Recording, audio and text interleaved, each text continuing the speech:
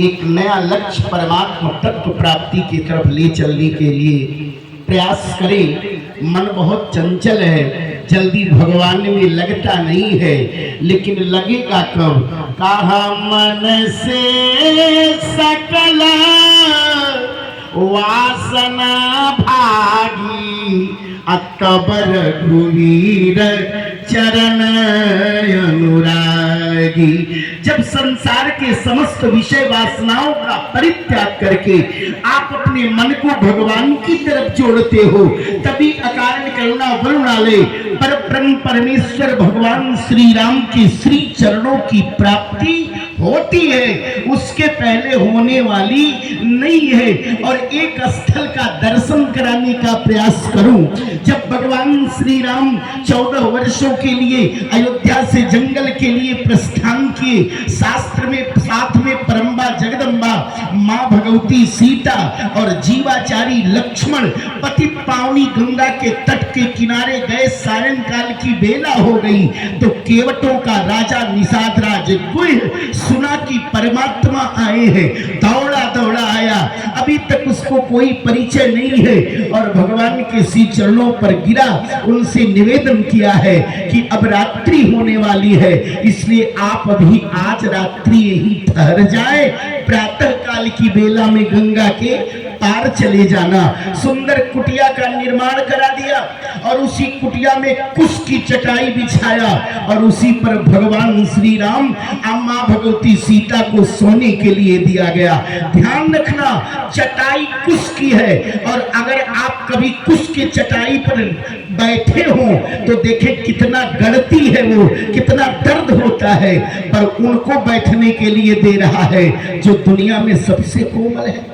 हमारी मां भगवती सीता इतनी कोमल है कि जब आप गाय दूहते हैं तो बाल्टी में जो दूहते समय धारा से गाज बनता है, उतने मखमले बिस्तर पर शयन करने वाली आज मां भगवती सीता को कुश की चटाई दे दी गई है। और वह रघुनंदन राम, जरा देखना भगवान कितने कोमल है जो आज कुश की चटाई पर सोने जा रहे। पूछा राम जी कितने कोमल है? कहा दुनिया में सबसे ज्यादा कोमल कमल होता है और कमल से ज्यादा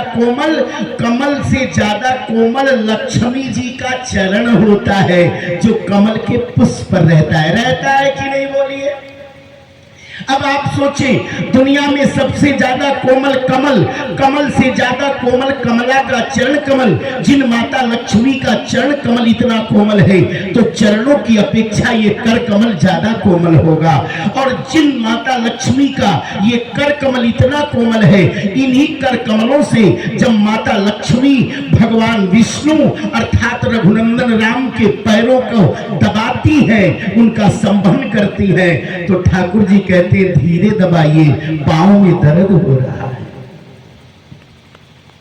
सोचो आप, दुनिया में सबसे ज्यादा कोमल कमल से ज्यादा कोमल कमला का चरण कमल, कमला के चरण कमल से ज्यादा कोमल कमला का कर कमल, कमला के कर कमल से ज्यादा कोमल परमात्मा का चरण कमल, परमात्मा के चरण कमल से ज्यादा कोमल परमात्मा का कर कमल। जिस भगवान का कर कमल इतना कोमल है, इतना कोमल है, जरा कल्पना करो उस भगवान का मुखारविंद कितना कोमल होगा।